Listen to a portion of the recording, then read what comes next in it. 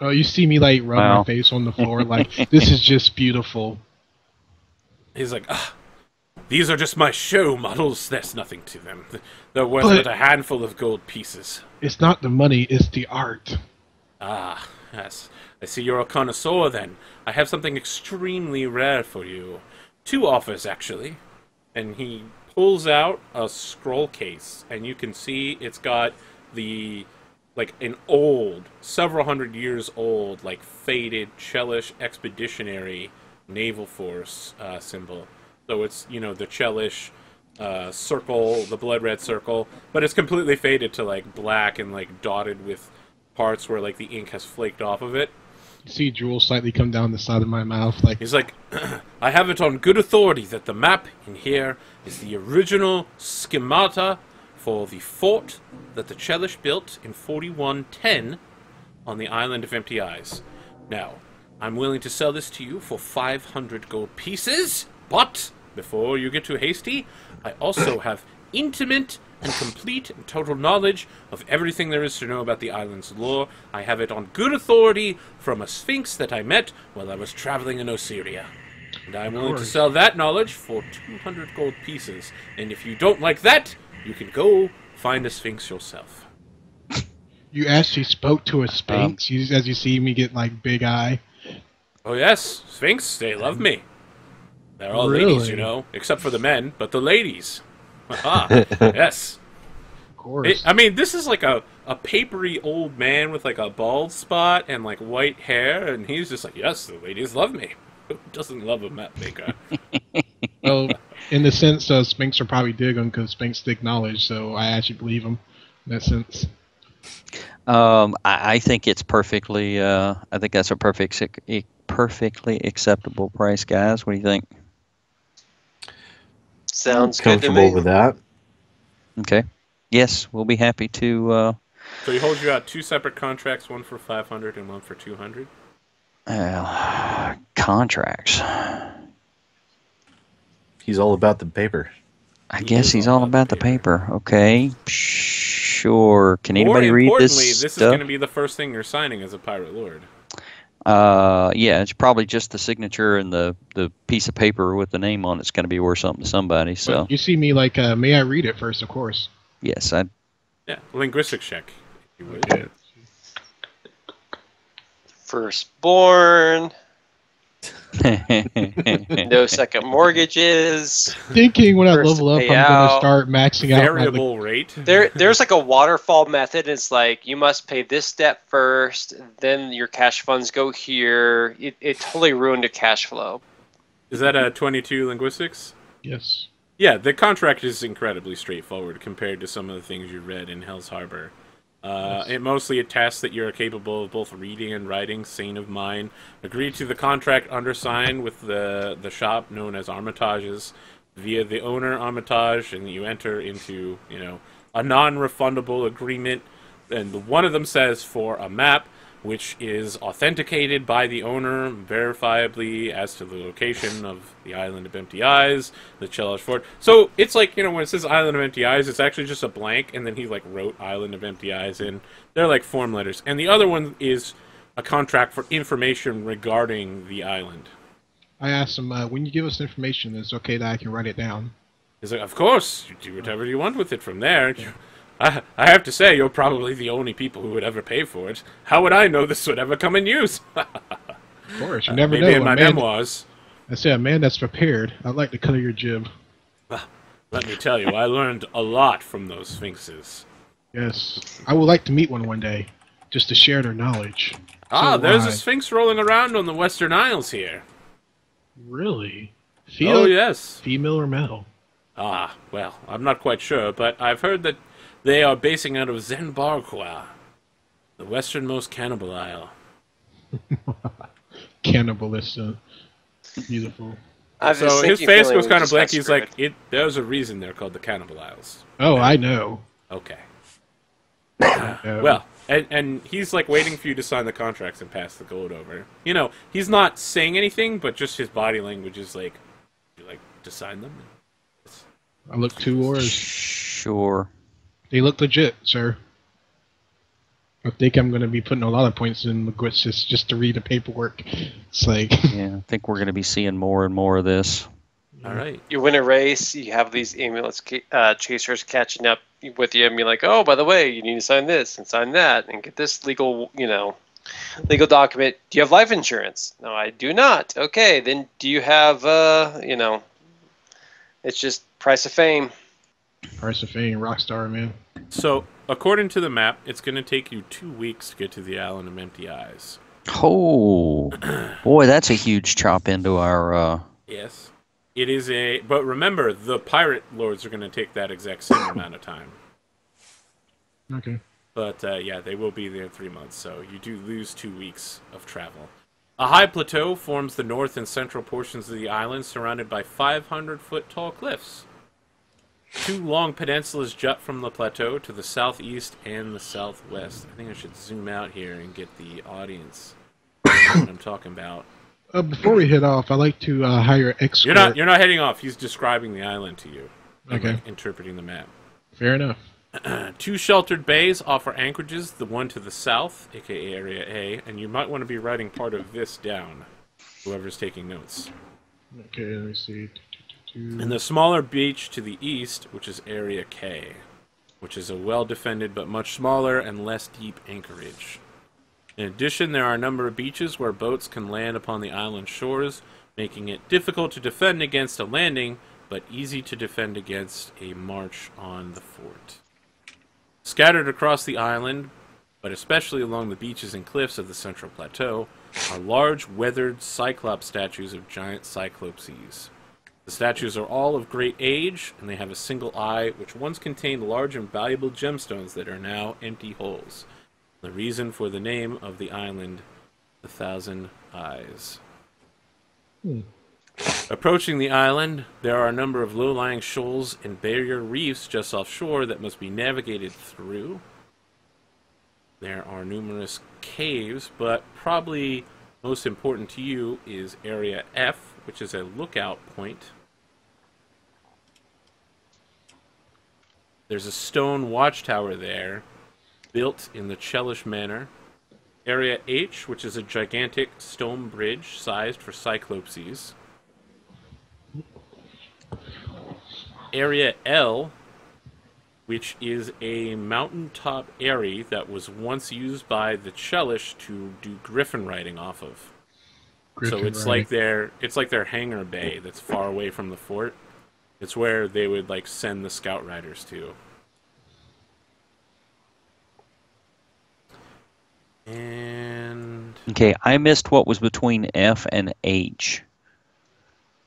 there was nothing between F and H. Oh, yeah. Okay. What's the time on the recording? This recording, 3 hours, 8 minutes. Okay, because I might go back on this 3 hour 8 minutes. Okay. And finally, there is the abandoned Chelish fort. I think that's Area C. Did I miss writing that down? It's Area B, is the Chelish fort. So it's right here above the huge anchorage bay. It's reported, and remember this information is several hundred years old, that it's a solid, human-made stone construction with multiple watchtowers and a pretty... since it's Chelish, it's over-engineered to be defensible. Okay. They emphasize the defense of the military force there over luxury or anything else.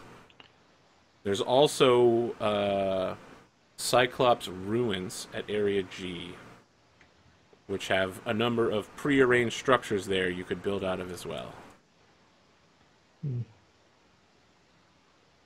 And I also owe you some information. The island's lore. Sailors claim that the island got its name from large statues along its shore. Colonists settled the island once before and built a fort there, but disappeared soon after.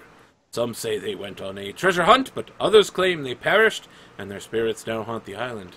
Others claim that there are giant-sized ruins that stand in the highlands, filled with ancient treasure, and guarded by ravenous dinosaurs. The rumors are true about the dinosaurs. That's real. Most of the northern islands have dinosaurs still. Oh, great. The island's ruins date back to the time of the ancient Golarion Empire, an emperor of Cyclopses that once spanned the entire western coast of Garund. But I'm sure there are no Cyclopses left. In fact, the last spotting of a live Cyclops was last year, when one of them apparently was secretly hiding as a member of a fighting ring down in Blood Cove and was killed.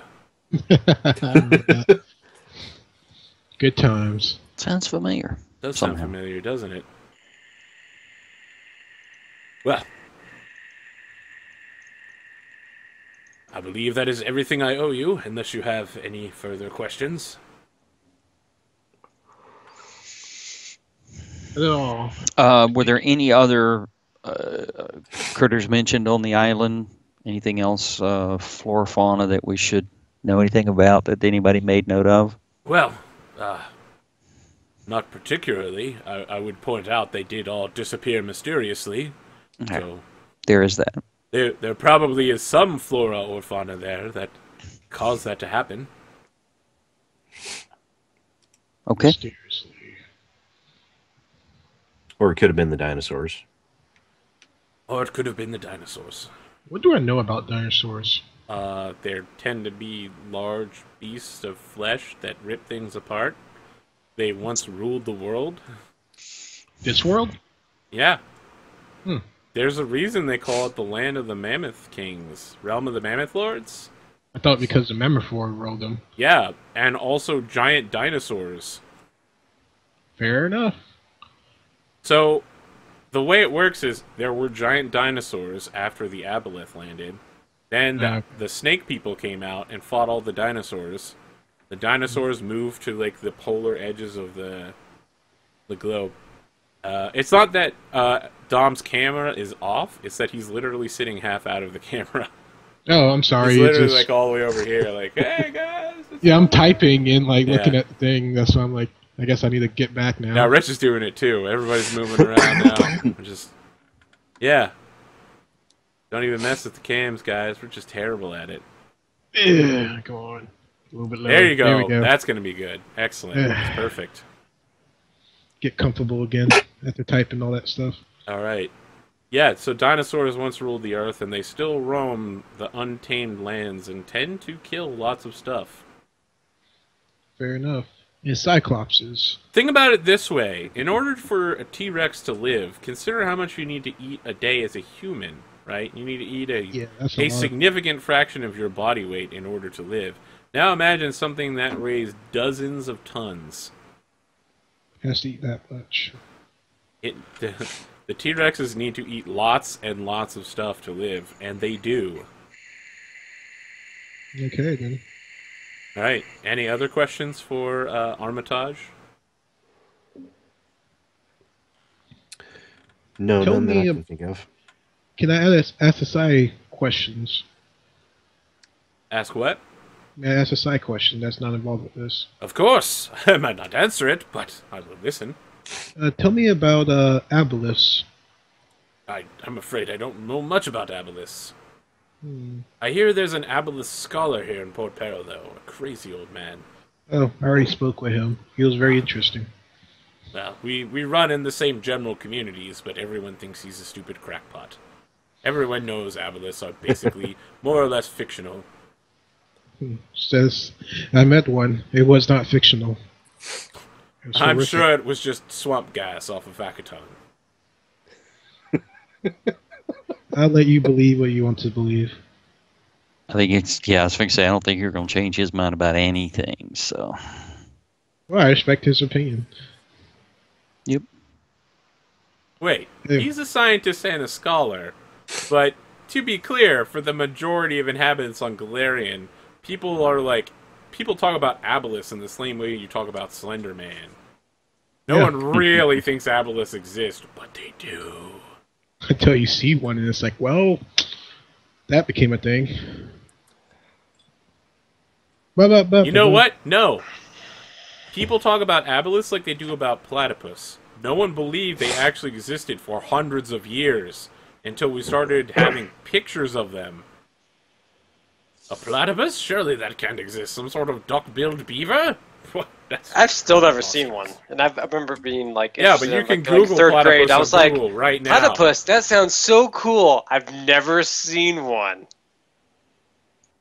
They even have them in Avatar: The Last Airbender. Sweet. Yeah. Remember that And episode Phineas when and Ferb. the spoiler alert, people? But Like remember that episode cabbages. when Kerr saw the regular dog and was like, "Why is there a regular dog in the Avatar universe?" And I was like, "That's like the weirdest thing ever." Stupid regular dogs. Everyone knows polar bear dogs are the best. Of course. All right. Any other questions for Armitage? I don't think I'm. That's a negative, Ghost Rider. All right. You have one more person you can meet with before dawn. Okay. Then we have to give the speech. Yes, then you have to give your speech. Who do you want to prioritize? I think we have to meet with the stonemasons because they're kind of Stonemasons. snippety if they don't get their due. So So you're going to the Medio cartel's Carter Hall? yeah. Yeah, so it's basically a stone palace that sinks into the ground. Mm-hmm. So most dwarven art in Pathfinder, dwarves live their entire lives above ground because they were forced out of their miles deep homes by the orcs during the several hundred-year travel where they dug to the surface because the orcs were wiping out their people. The race for the sky. But recently, dwarves like the Medio cartel have been building back down to get back into the earth and be more with the roots, so to speak. And so it's like a sunken marble structure using stone that, from easy eye, you've never seen anything like this anywhere around the Shackles. It had to have come by boat several hundred or thousand miles away. And everyone in there is a dwarf. And these aren't like dwarves that you normally see. These are dwarves like the Hobbit dwarves with big noses and bushy beards. All of them are wearing like full chainmail armor and with sharp, savage mithril weapons on their back. They're like dwarves. And you're held at like the chamber door outside for like 20-30 minutes for no apparent reason, where the guard's just like, "I'm sorry, sir, I can't let you in there yet." Eventually, unless you want to force the issue, do you? No. All right. But Scourge's. Adam, you're muted. As Commodore Scourge is pacing around the hallway, which I imagine he is, I'm Yeah. just like handing him another ale just to keep him busy from like making. Oh it yeah, out they have a for courtesy Thursday. tap. Yeah. And it just be like, they'll be with us shortly. Yeah, because Courtesy Scourge's reaction is to go talk to the other guys, and they can just, get their money elsewhere. So I just assumed that Commodore maybe we could Scourge actually is a little sponsor more some. chaotic than most dwarves, and so just kind of keeping the pace with the, waiting for our meeting. Yeah. Well, I'm all for going off and giving somebody else our business if they're gonna make us wait.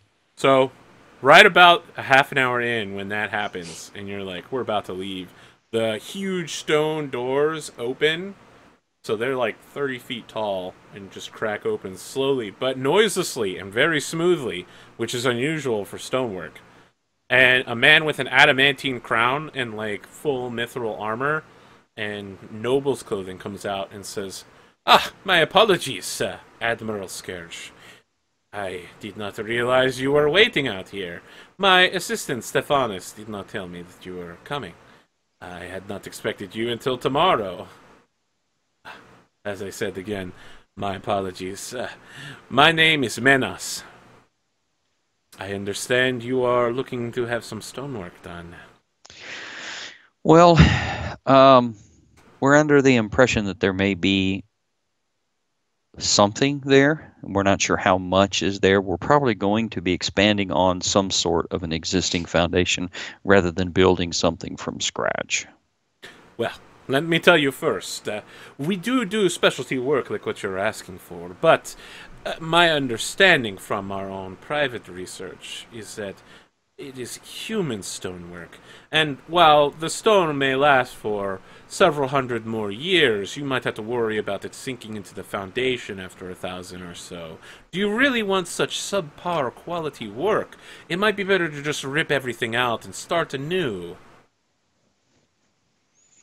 Unfortunately, time is of the essence. We can always start something larger. I understand More completely. grand elsewhere. We've done such works before. Now, while we won't be able to rip the whole structure out once we've started work on it, we can begin a series of compact, discreet work on your fort and restore it to some former glory. I assume you're looking for something along these lines. Yes. Do you have any particular style in mind or any priorities? For instance, defensibility, artificery, crafting rooms, a forge, perhaps? Perhaps defensibility with an Art Deco style? Art Deco style, I see. You don't prefer the postmodern?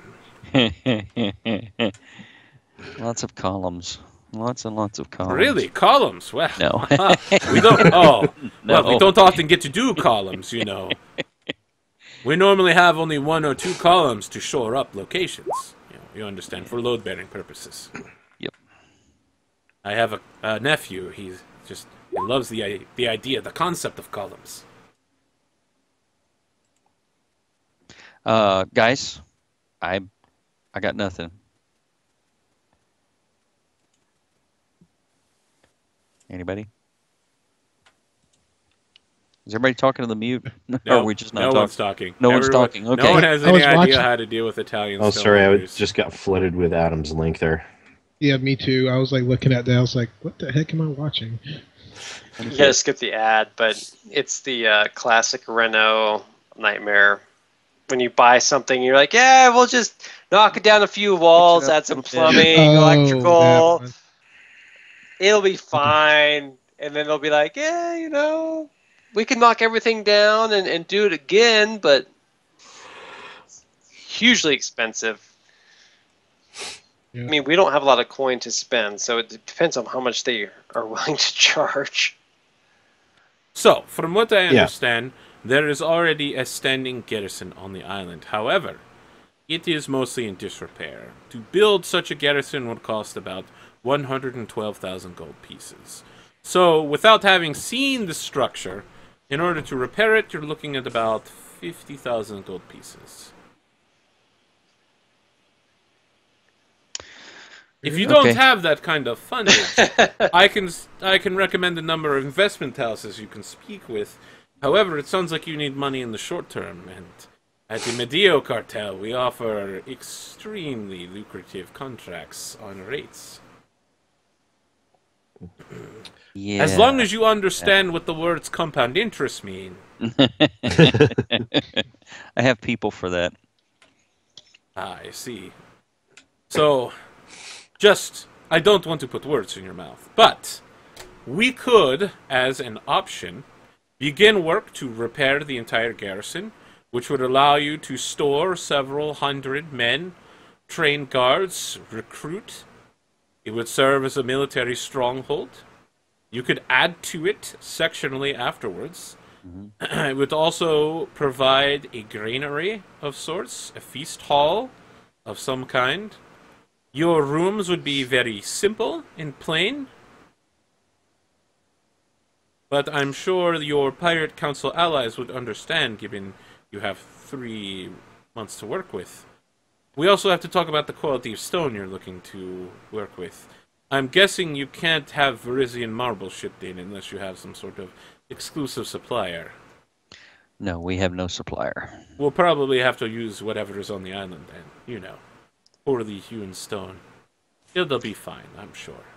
We don't normally do such shoddy work, but for a pirate lord in your circumstances, we are willing to cut the corners on our usual quality work in order to gain some relationship with you. Yes? That would be marvelous, because we're definitely going to be building a lot more on the island. We're going to want towers and fortifications and lots of wonderful stuff. So, Yeah, Excellent. we're definitely building a McMansion in the summer. I It's like like how you said this that. stuff is solid, right? Yeah. Just like, yeah, the last 10 years, maybe 20. Nice. McMansion. So there's probably like someone who's been writing everything in the corner, and he's like, Scribe, come over here. Viari. My daughter got a bunch of pictures of the blood moon. Excellent. The super blood moon. So you're presented with a contract for 50,000 gold pieces with options for financing to completely restore your fort to working garrison within 50 days. Using local materials, the original art style of Cheliax, and, nothing special added. Okay. Yeah, that sounds just about like what we want. I would love to be able to impress the pirate lords, but I don't want to impress them by going into debt for a dwarven lifetime. So the other thing to realize is that that's just like the stonework. You could buy some fancy rugs and paintings and stuff and make it better. You're just not going to have, elaborate rooms and fountains and staircases everywhere. right, It's just going to be a functional garrison. right. Yeah, that's fine. That's kind of what we had in mind. We don't exactly have the money for anything else, and I don't think going into debt at the start of our. So can you pay the 50,000? I guess is the question. I have no idea what your finances look like. No. To be honest, I don't know. No, not 50. It's basically going to be like a brand new, like, historic frat house with just, like, pillows, a mattress laying on the floor, and then maybe like a couple kegs of beer. That's pretty much it. Well, we can talk to the other investors and see what their options are, compare prices, compare rates. Okay, so they're willing to hold the contract here for you for when you come back with the money. Well, we are definitely interested in the work, and we're going to see what we can do about the money. So they're offering you the money loaned at 10%. Okay, Medeo, 10%. Yep.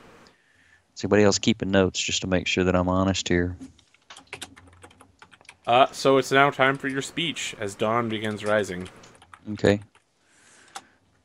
You have an epic speech prepared Yes. As Viceroy of Port Peril, Sadat Goldtooth, introduces you above. So there's like a speaking platform from Fort Hazard with like a magical amplification where you can speak.